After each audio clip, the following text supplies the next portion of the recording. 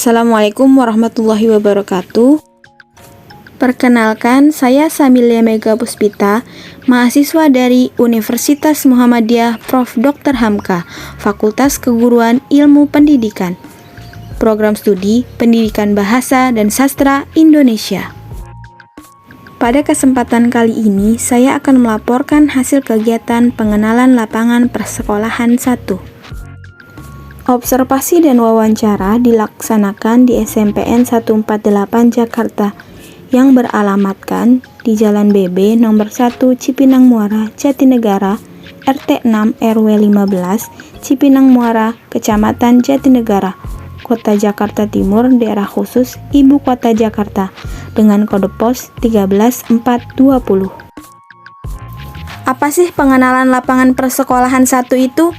PLP 1 adalah tahapan pertama kegiatan pengenalan lapangan persekolahan yang dilakukan mahasiswa program sarjana untuk membangun landasan jati diri dan memantapkan kompetensi kependidikan melalui beberapa kegiatan di sekolah seperti pengamatan langsung kultur sekolah, peraturan tata tertib sekolah, serta kegiatan yang ada di sekolah.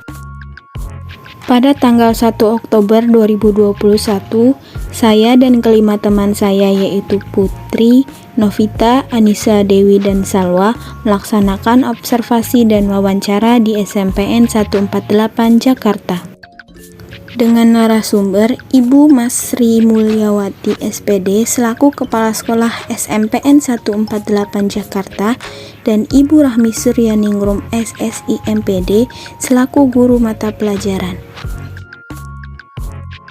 Berikut ini adalah cuplikan dari proses wawancara dengan Kepala Sekolah SMPN 148 Jakarta dan Guru Mata Pelajaran di SMPN 148 Jakarta. Sebetulnya karakter itu kan sudah ada di dalam diri anak ya sebetulnya ya. Setiap peserta didik pasti mempunyai karakter. Walaupun satu peserta didik berbeda dengan peserta yang lainnya. Tetapi bagaimana kita cara membentuk karakter itu tergantung dari guru dan dari pihak sekolah. Kalau dari pihak sekolah, kita sudah membuat program. Jadi setiap pagi itu sebelum masuk belajar itu ada pembinaan dari guru BK dulu. Jadi guru BK memotivasi siswa. Pasti ada kesulitan. Kalau kita ngajar tatap muka tuh kita mau bergaya apa aja sudah langsung kita ketemu sama peserta didik. Kesulitan di sini tentu mengenai waktu, terutama waktu. Durasi waktu yang tadinya untuk jam pelajaran seminggu berapa kali, ini hanya cuma sekali. Itu mengenai waktu juga sedikit. Kedua, terkait waktu yang sedikit, akhirnya kita tidak bisa menyampaikan seluruh materi secara utuh. Tetapi untungnya di masa pandemi ini ada kebijakan pemerintah, kita menyederhanakan jumlah materi yang harus kita berikan. Jadi tidak terlalu meluas untuk tiap subpokok bahasan seperti itu. Jadi memang itu juga ada kebijakan ya. Kalau kita paksakan juga sekian jumlah yang harus kita sampaikan seperti halnya PTM, nggak akan. Poin pertama yang akan dibahas adalah karakteristik umum peserta didik. Karakteristik peserta didik SMPN 148 Jakarta adalah senyum, sapa, salam, sopan, dan santun. Kemudian, takwa, berakhlak mulia, cerdas, dan terampil. SMPN 148 Jakarta melakukan program di mana setiap kelas akan dimasuki guru BK untuk memberikan motivasi-motivasi kepada siswa dan siswi agar mereka tetap memiliki karakteristik seperti misalnya disiplin saat mereka memasuki jam kelas, tidak terlambat, dan juga mematuhi tata tertib. Kemudian bertanggung jawab kepada tugas-tugas yang diberikan oleh guru dan juga bertanggung jawab kepada diri mereka sendiri. Poin kedua yang akan dibahas adalah struktur organisasi dan tata kerja sekolah.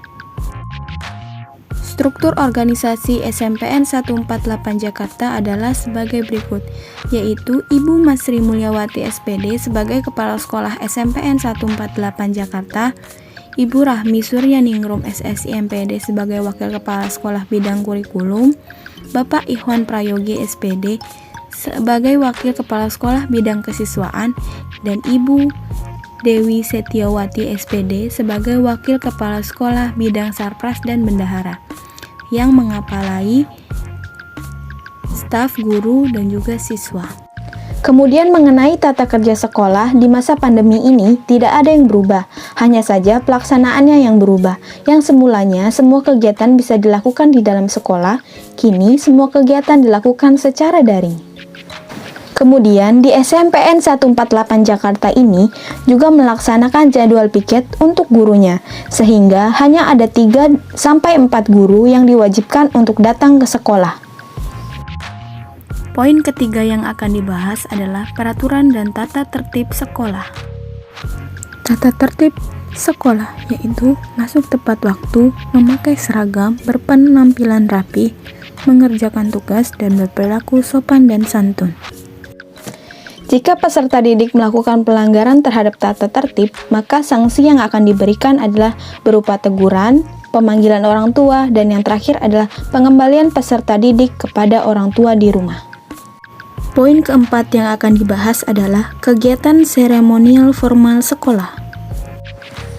Untuk kegiatan seremonial formal di SMPN 148 Jakarta ini, sebelum diberlakukannya pembelajaran daring, ada upacara penaikan bendera di hari Senin dan ada upacara penurunan bendera di hari Jumat. Kemudian, ada juga seremonial untuk hari-hari besar. Namun, setelah diberlakukannya pembelajaran daring, SMPN 148 mentiadakan segala seremonial formal, baik itu daring maupun offline.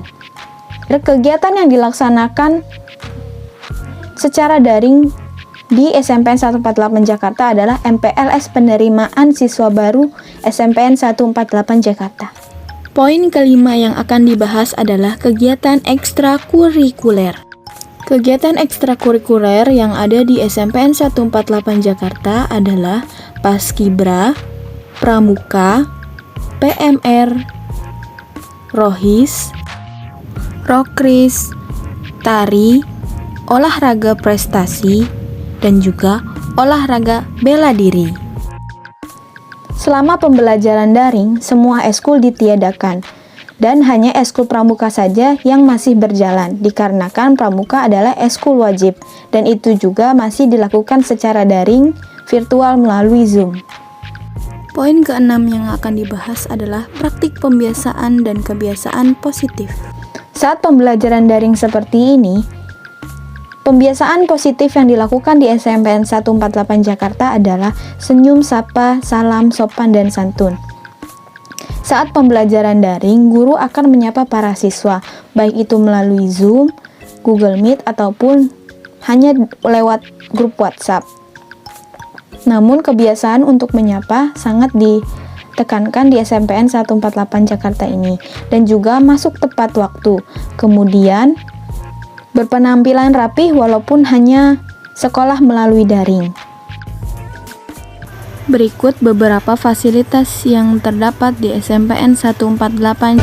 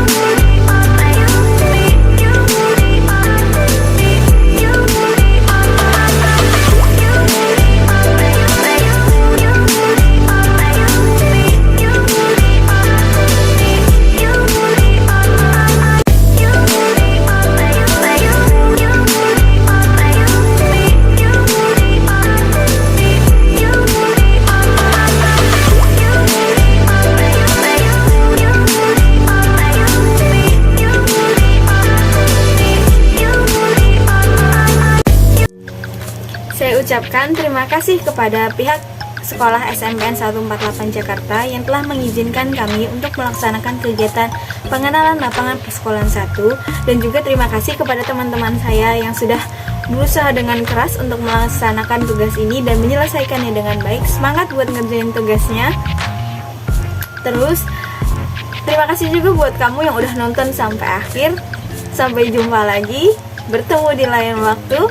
Wassalamualaikum warahmatullahi wabarakatuh. Jangan lupa like, comment, subscribe, and share.